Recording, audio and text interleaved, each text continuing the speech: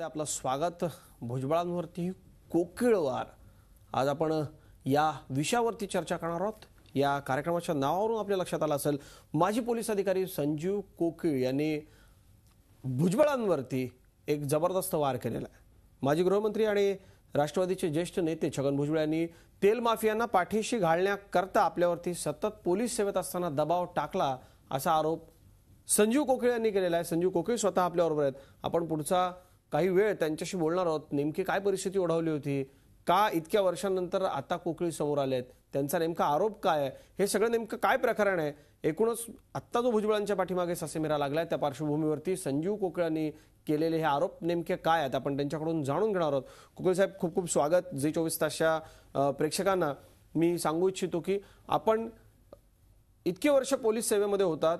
मुंबईमध्ये काय असं आपण केलं की तत्कालीन मंत्री, तत्कालीन तुमचे सगळे वरिष्ठ पोलीस अधिकारी तुमच्यावरती नाराज झाले, पोलीस सेवेतून तुम्हाला काढून टाकण्यात आलं? काय असा गुन्हा केला होता तुम्ही?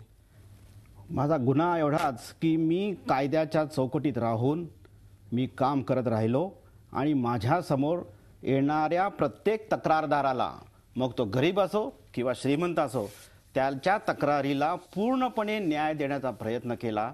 आणि त्यामध्ये ज्यांचे ज्यांचे हितसंबंध आडवे आले त्यांना मी अजिबात जुमानलं नाही. त्यांचे सगळे दबाव मी झुगारून दिले आणि त्या तक्रारदाराला न्याय मिळवून दिला. हीच माझी मोठी चूक, हाच माझा गुन्हा. कोकीळ साहेब, ज्या राज्याच्या पोलीस खात्यामध्ये तुम्ही इतकी दीर्घ सेवा केली, जवळपास 30-32 वर्ष तुम्ही राज्याच्या जनतेची सेवा केली, या पोलीस खात्याने तुम्हाला तातडीनं बडतर्फ करून टाकलं. तुम्हाला नोकरीवरून काढून टाकण्यात आलं. अजून तुम्हाला पेन्शन मिळत नाहीये, तुमचे काही लाभ मिळत नाहीये, तुमचे वरिष्ठ अधिकारी देखील तुमच्या पाठीशी उभे राहिले नाही. याला नेमकं काय कारण आहे? काय असे ते गुन्हे होते जे तुम्ही दाखल केले होते आणि त्यांना ते सहन होत नव्हते? एक मंत्रीगणांचा स्तर आणि दुसरा जो आहे तो वरिष्ठ IPS अधिकाऱ्यांचा स्तर. मी ह्या दोन्ही स्तरावर दुश्मनी पत्करली. सगळ्यात पहिल्यांदा 2000 मध्ये जेव्हा मी भायखळा पोलीस ठाण्याला होतो तेव्हा माझे वरिष्ठ अधिकारी additional commissioner IPS AK Jain यांनी मला माझी काहीही चूक नसताना माझ्याकडनं 5 लाखाची मागणी केली. आणि ही मागणी मी पुरू शकत नव्हतोच. नेमकी का 5 लाख मागितले होते तुमच्या? माझी त्यांनी किरकोळ चूक दाखवली की रात्री तुमच्या कर्तव्य काळामध्ये डान्स बार चालू आहे असं त्यांचं म्हणणं होतं. आणि माझं म्हणणं होतं की डान्स बार चालूच नव्हता आणि मी त्यासाठी जबाबदार नाही आहे. परंतु त्यांनी हे सगळं धुडकावून दिलं आणि त्यांचा चार्टर्ड अकाउंटंट प्रसन्न लोढा त्याला त्यांनी माझ्याकडे पाठवलं की तू जर आज 5 लाख रुपये नाही दिले तर 11 वाजता तुझ्या सस्पेन्शन ऑर्डरवर सही होणार आहे. मी काय करायचं? अक्षरशः मी म्हणजे भेंडकाळून गेलो की करायचं काय शेवटी. कारण त्याच काळामध्ये अलीकडच्या त्या आसपासमध्ये माझे शेजारी श्री इन्स्पेक्टर महादेव जाधव यांनी वरिष्ठाच्या अशाच जाचाला कंटाळून त्यांनी आत्महत्या केली होती. मग मी पण आत्महत्याच करायची का? मग 5 लाख ह्यांना गोळा करून आणून द्यायचे कुठले? आणि मग शेवटी मी हिंमत केली आणि ठरवलं की त्या काळात अँटी करप्शन ब्युरोला महासंचालक रॉनी मेंडोसा साहेब होते, त्यांच्याकडे थेट पोहोचलो. त्यांना मी सरळ कंप्लेंट दिली. त्यांनी माझी तक्रार नोंदवली, घेतली आणि इतिहास सगळ्यांना माहिती आहे. AK जैन आणि प्रसन्न लोढा ह्या दोघांनाही अटक झाली. या आजच्या घडीला भारतामधली ही एकमेव केस आहे की एक फालतू इन्स्पेक्टर, वरिष्ठ अधिकारी आम्हाला फालतू इन्स्पेक्टर समजतात की एक फालतू इन्स्पेक्टर IPS अधिकाऱ्याला जेलमध्ये घालतो म्हणजे काय? प्रेक्षको हो, ही एका अधिकाऱ्याची व्यथा आहे. खरं तर पोलीस दल असं दल आहे ज्या पोलीस दलातल्या लोकांना आपल्या अडचणी, आपल्या व्यथा कधीच समोर येता येत नाही. कदाचित कोकीळ साहेब, तुम्ही जर सेवेत असता तर कधीच त्यांना माध्यमांसमोर येता येत नाही. मागच्या काही काळामध्ये 2 पोलीस कर्मचारी आले होते माध्यमांसमोर, त्यांना तातडीनं सस्पेंड करण्यात आलं. हा एका तत्कालीन मंत्र्यांना केलेला पोलिसांचा छळ नाहीये, तर एक वरिष्ठ अधिकारी, IPS, इतर सगळी लॉबी हे सगळे मिळून जे खऱ्या अर्थानं काम करत असतात त्या सगळ्या पोलिसांचा कसा नेमका छळ होतो ते सगळं कोकीळ साहेब आपल्याला सांगतात. कोकीळ साहेब, नेमकं भुजबळांच्या बाबतीमध्ये तुमचा काय आरोप आहे? कारण तुमची ही पार्श्वभूमी आपण लोकांना सांगितली की तुम्ही अन्याय सहन केला नाही पोलीस खात्यामध्ये, अजिबात अन्याय नाही. कधीच. हे नेमकं प्रकरण काय आहे? काय तुमचा भुजबळांवरती आरोप?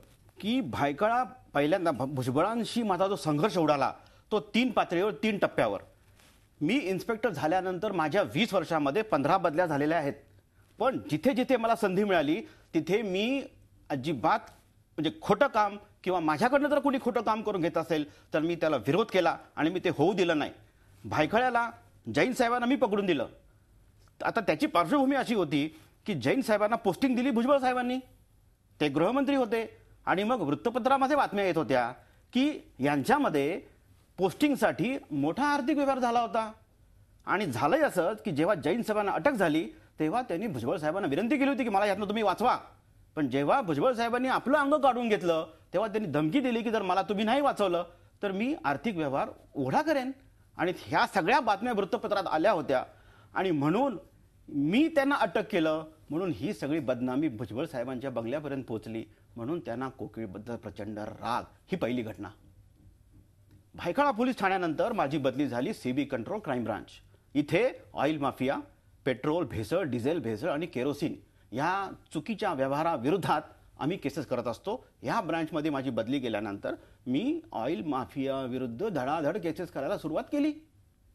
जी माहिती मला मिळत गेली, ज्या खबरी मला मिळत गेल्या, मी एकही खबर वाया जाऊ दिलेली नाहीये. आणि जेव्हा जेव्हा प्रत्येक माफियावर मी केस करायचो त्या दिवशी लगेच संध्याकाळी इथनं फोन यायचे बंगल्यावरून की ह्याला सोडून द्या, त्याच्यावर केस करू नका. हे कसं शक्य आहे? हे थांबवायचं कुणी? आणि मी त्यांचं अजिबात दबावाला भीक नाही घातली. मी केसेस करत गेलो. त्यांचा सगळ्यात लाडका माफिया म्हणजे अंतिम तोतला. ह्या अंतिम तोतलाला हात लावायची कुठल्याही पोलीस अधिकाऱ्याची हिंमत नव्हती त्या काळात. ही वस्तुस्थिती मी आपल्याला सांगतोय. कारण त्यांना भुजबळांचं आणि समीर भुजबळ दोघांचं त्यांना पूर्णपणे प्रोटेक्शन होतं. हे सगळ्या कमिशनरांना सुद्धा माहिती आहे. इतकी वर्ष कोकिळ साहेब का आपण समोर आला नाहीत, किंवा इतकी वर्ष का तक्रारी केल्या नाहीत, किंवा या संदर्भामध्ये का आपण दाद मागितली नाही, असा एक प्रश्न आहे. आमचा हा डिसिप्लिनरी फोर्स आहे. इथे शिस्त पाळावी लागते. मला जी काही तक्रार असेल ती माझ्या कमिशनर पर्यंतच मी नेऊ शकतो. आणि जर कमिशनर जर माझ्या तक्रारीची दखल घेत नाही तर मी कुणाकडे जावं? मी कुणाकडे जाऊ शकत नाही. मी जर त्यांना ओलांडून जर डायरेक्ट कुठल्या मंत्री महोदयांकडे गेलो तर हे मला सस्पेंड करतील. मी जर कुठल्या मीडियाकडे गेलो तर हे मला सस्पेंड करतील. आणि जर माझा कमिशनर जर माझी दखल घेत नाही किंवा अशा भ्रष्ट नेत्यांपासून मला संरक्षण देत नाही तर मी कुणाच्या भरोश्यावर काम करायचं? हा माझा पहिला प्रश्न आहे. आणि केवळ ह्या अशा परिस्थितीमुळे या कनिष्ठ अधिकाऱ्यांचं मनोधैर्य खच्ची झालेलं आहे. आणि ह्या प्रकारामुळं ह्या पोलीस खात्याचं वाटोळ होत आहे. नेता जर भ्रष्ट आहे, तो जो दबाव टाकतो, तर कमिशनर आणि ह्या स्तरावरचे जे अधिकारी हे त्यांचं पहिलं कर्तव्य आहे. त्यांनी आम्हाला त्याच्यापासून रक्षण दिलंच पाहिजे. ते देत नाहीत का? कारण त्यांना स्वतःची खुर्ची, स्वतःची पोस्टिंग, स्वतःची ट्रान्सफर त्यांना वाचवायची असते. आणि म्हणून ते त्यांची मर्जी सांभाळतात आणि आमच्यासारख्याला त्रास देऊन आम्हाला फिनिश करतात.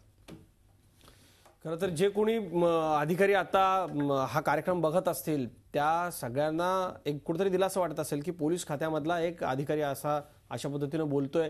त्यांचं निष्कासन थेट पोलीस खात्यामधून झालेलं आहे. कोकिळ साहेब, या सगळ्या प्रकरणाचा पुढे नेमका काय त्रास तुम्हाला झाला?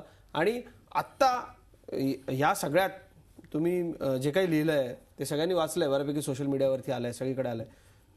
काय तुम्हाला लोकांना सांगावं असं वाटतं की काय नेमका हा सगळा त्रास होता, कशा त्रासातून तुम्ही गेलात, आणि आत्ता सरकारनं तुमच्याबद्दल काय करावं, किंवा एकूणच पोलीस खात्यामध्ये कनिष्ठ अधिकाऱ्यांची जी परिस्थिती आहे त्याच्याबद्दल काय करावं? माता रमाबाई आंबेडकर मार्ग येथे मी सिनियर इन्स्पेक्टर म्हणून काम करत असताना मी मुसाफिरखाना किंवा त्या परिसरातल्या मुसलमान लोकांचा जो विश्वास मी जिंकला होता. खरं म्हणजे आपण नेहमी म्हणत असतो किंवा इतर लोक टीका करतात की कॉमन मॅन, साधारण माणसाचा पोलीस खात्यावर विश्वास नाही. आणि 92च्या बॉम्बस्फोटच्या दंगलीनंतर मुसलमान आणि पोलीस ह्या दोन गटामध्ये खूप मोठी दरी पसरली होती. परंतु मी ज्या पद्धतीनं MRA मार्गला काम केलं तिथे मी सगळ्या गरीब आणि मुसलमान जनतेचा विश्वास संपादन केला होता. आणि म्हणूनच तिथे जेव्हा मी काम करत होतो त्याही गोष्टी ह्या लोकांना सहन झाल्या नाहीत. एखाद्या कनिष्ठ अधिकाऱ्याला चांगलं नाव मिळत असेल तर ते वरिष्ठ अधिकाऱ्याला सहन होत नाही. ही वस्तुस्थिती आहे. त्यांनी फक्त एकच करायचं. आम्ही सांगितलं ट्रिगर ओढा, म्हणलं की ओढायचा. आम्ही म्हणलं नाही ओढायचा की नाही ओढायचा. आणि म्हणून ट्रिगर ओढणारे जेलमध्ये गेले आणि ट्रिगर ओढा म्हणणारे सगळे बाहेर राहिलेत. ही आजची वस्तुस्थिती आहे. म्हणजे सरळ सरळ पोलीस खात्यामधली एक जी लॉबी आहे, थोडक्यात आपण असं म्हणू की IPS लॉबी आहे, वरची कमिशनर वगैरे ही जी सगळी मंडळी असतात, ही स्वतःचं कातडी बचाव धोरण ठेवतात असा थेट तुम्हाला म्हणायचं आहे?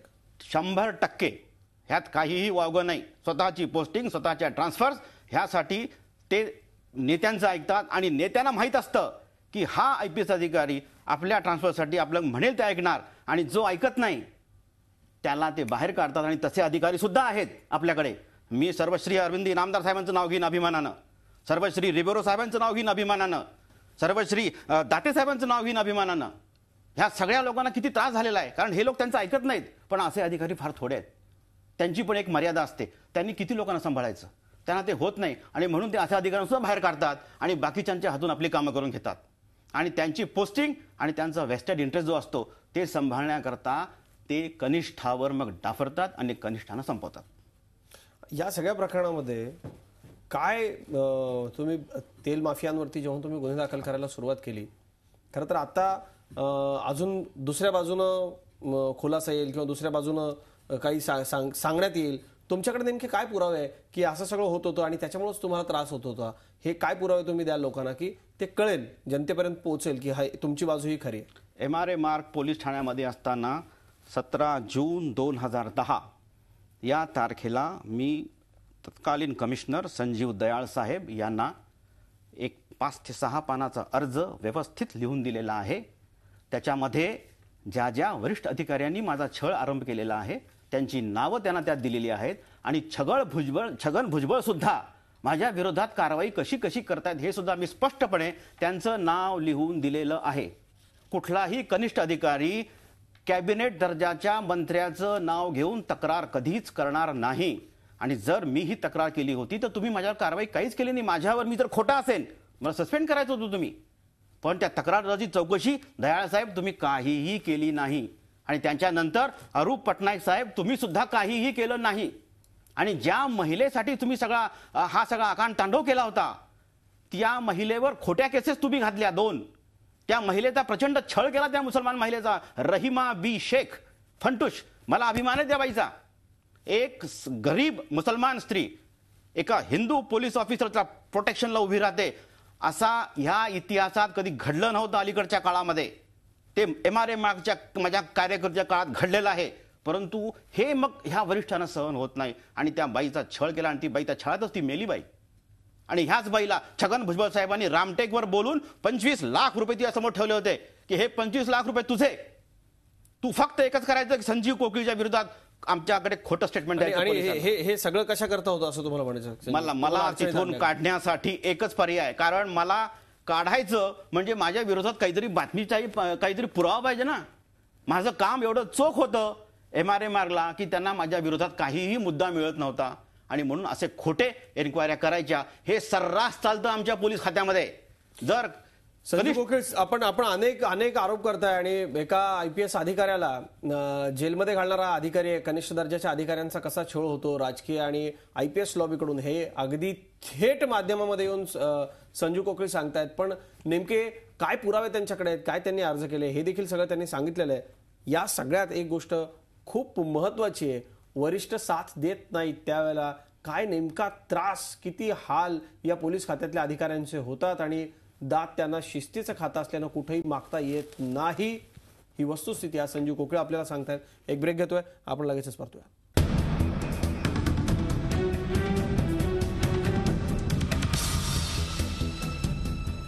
माजी पोलीस अधिकारी संजीव कोकळे यांच्याशी बोलतोय. कोकळे साहेब, 2 अधिकाऱ्यांचं थेट तुम्ही नाव घेतलं. खरं तर तुमची कामगिरी अशी आहे की एका भ्रष्ट IPS अधिकाऱ्याला जेलमध्ये पाठवण्याचं धाडस तुम्ही केलं, कधीच झुकला नाही कोणाच्या समोर. हे जे अधिकारी आहेत या अधिकाऱ्यांनी सतत मंत्र्यांच्या निर्देशावरून तुम्हाला टार्गेट केलं असा तुमचा आरोप आहे. बरोबर. आत्ताच तुम्हाला आवाज उठवावंसं का वाटलं? त्यावेळेला तुम्ही सतत अर्ज फाटे केले पण या लोकांनी काही याची ऍक्शन घेतली नाही. आता याची काय दखल घेतली जावी असं वाटतं? की असं आहे की त्यावेळेला जे माझे प्रमुख होते कमिशनर, मुंबई कमिशनर, त्या दोघांनाही मी पत्र दिली आणि ते जर काहीच कारवाई करत नाही तर मला गप्प राहण्याशिवाय दुसरा पर्याय नव्हता. शांत राहिलो. आणि याच्यानंतरचा सगळा कारभार असा झाला की हा असे अर्जफाटे करतो, मंत्र्यांची नावं लिहितो, IPS लोकांना जेलमध्ये पोहोचवतो, म्हणून त्यांनी पद्धतशीरपणे माझ्यावर चौकशीचं बांधण लावलं. म्हणजे IPS अधिकाऱ्याला तुम्ही जेलमध्ये टाकलं म्हणून तुम्हाला नोकरीवरून काढून टाकलं? येस, कारण AK जैन साहेबांना 13 वर्ष ती सेशन्स कोर्टात केस पेंडिंग होती. तोपर्यंत ह्या वरिष्ठांची अपेक्षा अशी होती की मी कुठे ना कुठेतरी एखादा असं काही पुरावा कच्चा ठेवावा की जेणेकरून AK जैन साहेब सुटतील किंवा AK जैन साहेब सुटावेत. म्हणून काही वृत्तपत्रामध्ये खोट्या बातम्या सुद्धा पेरल्या गेल्यात. त्या वृत्तपत्राविरुद्ध माझी आज केस, डिफॅमेशनची केस माझी कोर्टात चालू आहे. हे केवळ त्यासाठी होतं की जैन साहेबांचा कुठेतरी बचाव व्हावा, पण मी त्याला सुद्धा ठाम नकार दिला. आणि म्हणून हे खरोखर माझं नशीब होतं की सेशन्स कोर्टात ते जज साहेब, ज्या मॅडम साहेब होत्या, त्यांनी अतिशय व्यवस्थित केस हाताळली आणि त्यांनी आपला निर्णय दिला. आणि A.K. जैन आणि त्यांचे चार्टर्ड अकाउंटंट प्रसन्न लोढा यांना 5 वर्ष सश्रम कारावासाची शिक्षा दिली. भारतामधली ही एकमेव घटना आहे की एक इन्स्पेक्टर लेवलच्या अधिकाऱ्यानं इतक्या वरिष्ठ अधिकाऱ्याला आता तुम्हाला माजी मंत्र्यांविरोधात, छगन भुजबळांच्या विरोधात आता हे सगळं अनेक आरोप होत आहेत, म्हणून तुम्हाला समोर यावं असं वाटलं का? त्याचं असं झालं की नोकरीत असताना सगळं माझं अर्ज वगैरे देऊन झाले होते, पण काल आणि परवा जेव्हा मी TV चॅनल्सवर ह्या सगळ्या बातम्या बघितल्या की अँटी करप्शन ब्युरोनं ह्या सर्व ह्याची चौकशी करायचं ठरवलं असून ठिकठिकाणी धाडी घातलेल्या आहेत आणि भुजबळ साहेबांची जी काही संपत्ती, बंगले, फार्म हाऊस आहे तिकडे सगळे अंटिशन पोचलेलं आहे. आणि या निमित्तानं भुजबळ साहेबांचा घामानं भिजलेला चेहरा जो मी TV वर पाहिला, तेव्हा मला साईबाबांच्या वचनाची आठवण झाली. साईबाबा सांगतात की जो दुसऱ्यासाठी खड्डा खोदतो शेवटी तोच त्या खड्ड्यामध्ये पडतो. आणि म्हणून नागरिक, आता मी तर खात्याच्या बाहेर आहे, परंतु नागरिकांना सत्य जाणून घेण्याचा पूर्णपणे अधिकार आहे. म्हणून माझ्या बाबतीत माझ्या सिस्टमने माझा कसा छळ केला, कोकिळ साहेब, हे या सिस्टीमने केलेला हा जो सगळा छळ आहे, या छळाच्या इतके दिवस हा सगळा छळ तुम्ही सहन केला. आता तुम्ही थेट नावं घेऊन आरोप करतायत, पण या लोकांनी उद्या तुम्हाला कोर्टात खेचलं तर तुमची लढाईची तयारी आहे का? आणि तसे पुरावे तुमच्याकडे होते म्हणून ते काही बोलू शकत नाहीत असं काही आहे का? माझ्याकडे पूर्ण पुरावे होते. मी हे सगळं स्टेप बाय स्टेप केलेलं आहे, म्हणूनच मी आज इथे बोलू शकतो आहे. आणि यावर त्यांना कुणालाही चॅलेंज करायचं असेल तर त्यांनी मला चॅलेंज करावं. मी त्याचं उत्तर द्यायला तयार आहे. फक्त माझी एकच परिस्थिती आहे की मी कोर्ट कचेरीमध्ये मोठे मोठे रकमा पैसे खर्च करू शकत नाही. पण त्यांनी कुणी जरी चॅलेंज केलं तरी मी कोर्टामध्ये लढायची तयारी माझी पूर्णपणे आहे, कारण माझ्याकडे सगळे पुरावे आहेत. आणि मी हे कमिशनर साहेबांना मी वेळोवेळी दिलेले आहेत. आज वेळ अशी आली आहे की नागरिकांनी आता विचारावं की कमिशनर दयाळ साहेब, कमिशनर पटनाईक साहेब, कोकिळने भुजबळाविरुद्ध दिलेल्या तक्रारीचं तुम्ही काय कारवाई केली ती सांगा. आणि जर नसेल केली तर का नाही केली याचं उत्तर आता नागरिकांनी त्यांच्याकडनं घ्यावं. अगदी खरं. आणि नागरिकांच्या वतीनं आज झी24 तासच्या माध्यमातून राज्य सरकारला आम्ही आवाहन करतोय, नव्हे तर नागरिकांच्या वतीनं सवाल विचारतोय. कोकिळ बोलतायत त्या बाबतीत आत्ताच्या गृहमंत्र्यांनी चौकशी करावी. या प्रामाणिक अधिकाऱ्याला खात्यातून IPS अधिकाऱ्यांनी का काढून टाकलं, अजूनही त्यांची फाईल मंत्रालयामध्ये पडू नये. कोकिळ साहेब, आता तुम्ही जी खदखद मांडली ही पोलीस खात्यात काम करणाऱ्या कनिष्ठ जे अधिकारी आहेत, अगदी PI पासून ते थेट पोलीस शिपायापर्यंतच्या, त्यांच्या सगळ्यांच्या मनामधली ही खदखद आहे. कोकिळ फक्त एक प्रातिनिधिक उदाहरण आहे. अनेकांबद्दल होतं पण बोलता येत नाही. आज नेमकी काय परिस्थिती आहे तुमच्या प्रकरणाची आणि काय त्याचा सगळा त्रास होतोय? सरकारला काय आवाहन कराल? मी कायदेशीर सर्व प्रकरणाची प्रमाणे पाठपुरावा केलेला आहे. प्रशासनाने जरी मला दूषित दृष्टिकोन ठेवून काढलं असलं तरी मी सन्माननीय गृहमंत्रालयामध्ये अपील केलेलं आहे आणि माझं अपील तिथे पेंडिंग आहे. पण वस्तुस्थिती अशी आहे की ह्या अशा कामामुळे कनिष्ठ कर्मचारी वर्ग हा कायमचा खचलेल्या अवस्थेत राहतो आहे. आणि म्हणून जनतेला खरी सेवा मिळते त्याचं कारण हे आहे, ज्यांना सहन होत नाही, जे सहन करू शकतात ते करतात, पण ज्यांना सहन होत नाही ते महादेव जाधव होतात किंवा विनोद भट होतात. अगदी खरे. कोकिळ साहेब, तुमचे हे सगळे जे आरोप आहेत, ते आरोपांच्या बाबतीत आता ज्यांना कोणाला या सगळ्यामध्ये शंका असेल ते या सगळ्यामध्ये बोलू शकत नाही असं तुम्ही म्हणताय, कारण तुमच्याकडे सज्जड पुरावे आहे. पण ही एका पोलीस अधिकाऱ्याची, ज्याच्यावरती अन्याय झाला त्या पोलीस अधिकाऱ्याची आर्तसाद आहे, त्याच्या मनामधली ही सगळी खदखद आम्ही आज महाराष्ट्राच्या जनतेसमोर मांडली आहे. पोलीस खात्यातला अधिकारी आणि कर्मचारी बोलू शकत नाही, शिस्तीनं त्याचे हात बांधलेले असतात आणि वरिष्ठांनी त्याचं तोंड दाबलेलं असतं. पण आज रोकठोकच्या माध्यमातून, झी24 तासच्या माध्यमातून हे सगळं आम्ही समोर ठेवण्याचा प्रयत्न केलेला आहे. सरकार, आताचं नवीन सरकार, नुसतंच सरकार बदललं म्हणून सगळं काही बदललं असं होत नाही, तर नवीन सरकार, नवीन गृहमंत्रालय हे सगळं जाणून घेईल. पोलिसांच्या आत्महत्यांच्या बाबतीमध्ये कमिट्या नेमून काही होणार नाही, हे जरा ऐका, यावर कारवाई करा. संजीव कोकिळ, आपले खूप खूप आभार. आपण रोकठोकमध्ये आज सहभागी झालात, धन्यवाद.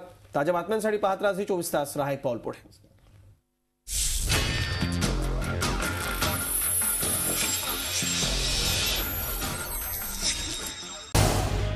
झी24 तास, रहा एक पाऊल पुढे.